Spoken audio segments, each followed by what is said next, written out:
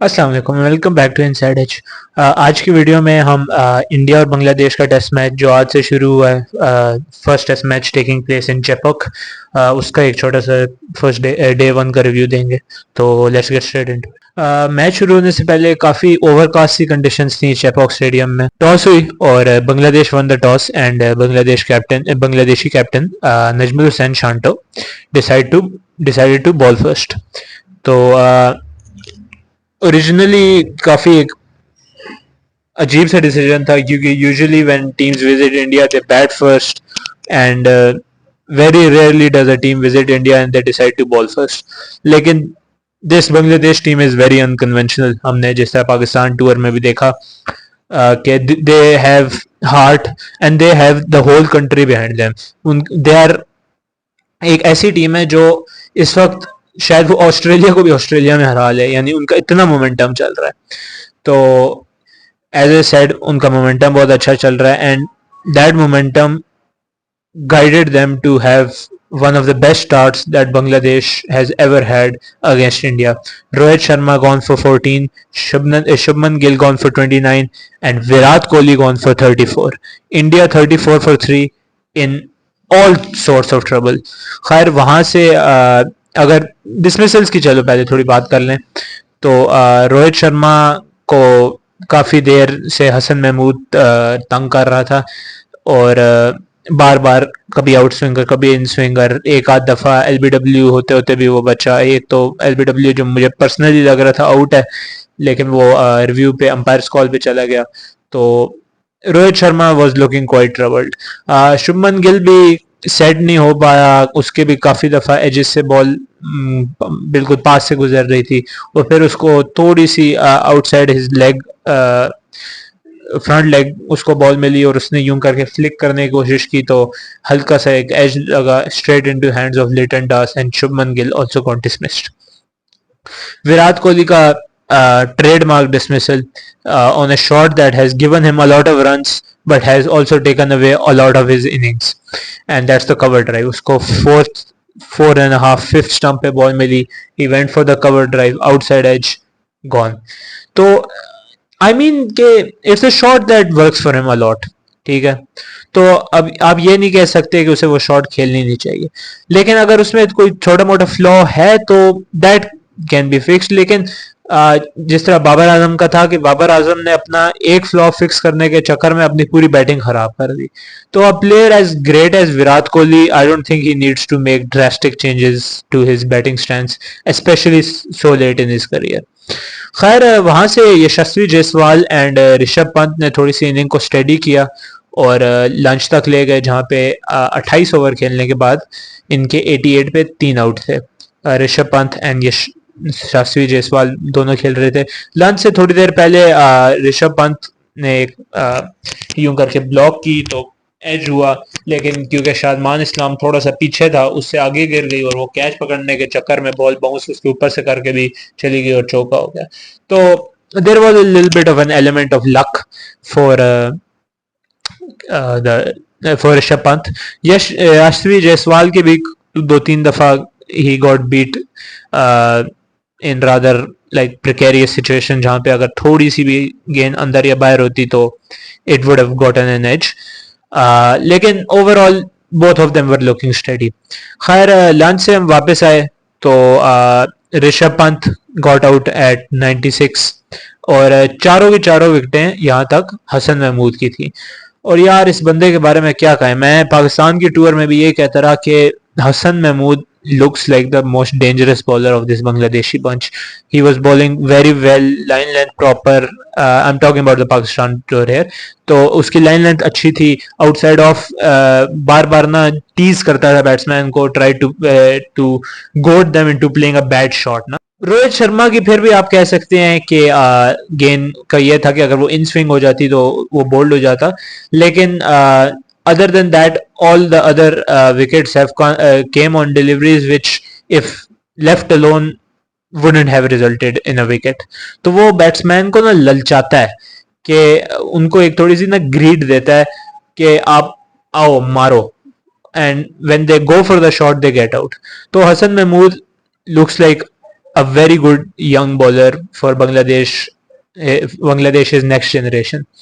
खैर उधर विकेट गिरने के बाद केएल राहुल और यशस्वी जायसवाल ने 40 रन की पार्टनरशिप की और 143 पे यशस्वी जायसवाल को नाहिद राणा की बॉल मिली. जिस तरह कल की वीडियो में मैं विल और रॉक की बात कर रहा था, डिस्कशन कर रहा था कि उसका कद है ना, तो सेम विद नाहिद राणा, उसका कद है, उसकी हाइट अच्छी है, तो ball bounces a little bit extra.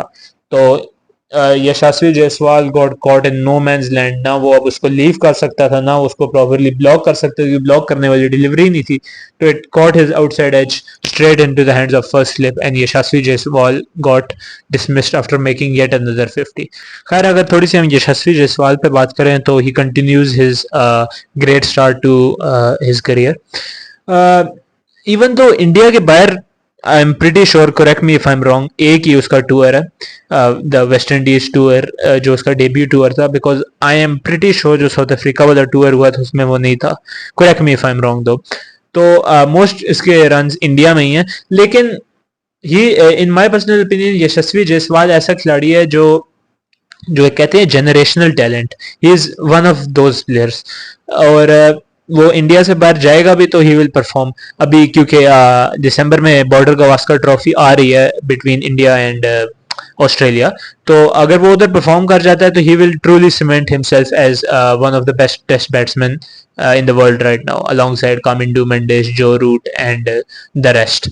तो अगर मैच पे वापस आए तो 143 पे यशस्वी जायसवाल आउट हुआ, तो 144 पे केएल राहुल भी आउट हो गया.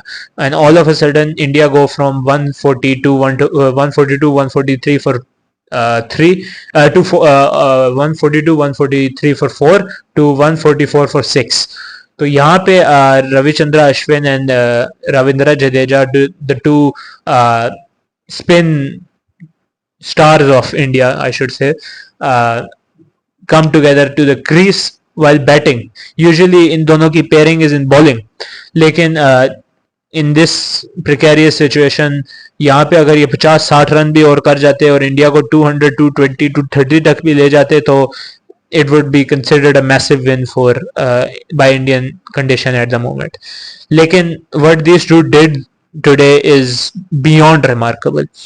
खैर पहले तो ये दोनों आए, उस वक्त फुल मोमेंटम बांग्लादेश के हाथ में था. They had gotten India 6 down before 150. तो वो एक सेइंग है ना कि आपको कोई कभी पता नहीं होता कि कब बाजी पलट जाए. तो वही हुआ. Bangladesh did this to Pakistan जब पाकिस्तान हैड देम 26 फॉर 6 और उन्होंने ऐसे बाजी पलटी. And they recovered so well that when they came in, the score was 144 for 6. और जब ये दोनों walked out, still both standing, still both not out. At the end of the day, after playing 88 overs, the score was 339 for 6. Both are still standing. Ravichandra Ashwin has scored a century, and Ravindra Jadeja is on 86. I'm pretty sure. So what a remarkable comeback. This is the sign of a true great team, or this is what differentiates good teams from great teams, कि आप tough situations में कैसे perform करते हो. And खास तौर पे रविचंद्र अश्विन और रविंद्र जडेजा को एक तो ये क्रेडिट जाता ही है कि दे आर बॉलिंग ऑलराउंडर्स. खैर Ravindra Jadeja is a accomplished batsman, लेकिन Ravichander Ashwin is more of a bowling all-rounder in my personal opinion, even though he is still a very capable batsman. तो उनका experience definitely showed here. जिस situation में वो थे और जहाँ तक वो लेके गए हैं, it is genuinely very very remarkable. और जिस तरीके से वो बैटिंग कर रहे थे, I believe कि they will continue with the same momentum in tomorrow's morning session, and I can see India getting to 420 430 now. And ये एक याद रखने वाली बात है कि this match is being played at Chepauk, which is a spinner's paradise. तो I believe कि अगर ये दोनों मॉर्निंग में कल आउट हो भी जाते हैं, that's not going to be the last of them you are going to see, क्योंकि with the ball in hand these two are India's one of India's best bowling bowlers. And I think Bangladesh have lost the plot here, and they've probably lost control of the match as well. क्योंकि मैं एक दुनिया नहीं देख सकता जहाँ पे अश्विन जडेजा दोनों हों आपके पास इन चेपॉक और आप बांग्लादेश को लीड दो. तो I think India have recovered from a very tough and precarious situation to a situation where they will be very comfortable and happy with their score. और खैर I think India will get to around 400, 420, 430. तो I don't see Bangladesh topping that. And खैर अब देखते हैं कल होता क्या है.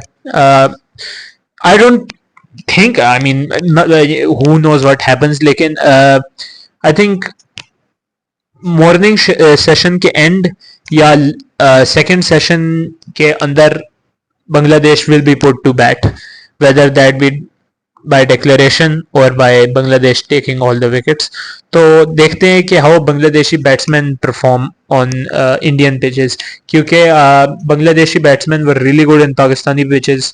Say what you will about Pakistani pitches, लेकिन it is still foreign conditions for them. तो let's see what happens. Well आज की वीडियो के लिए बस इतना ही.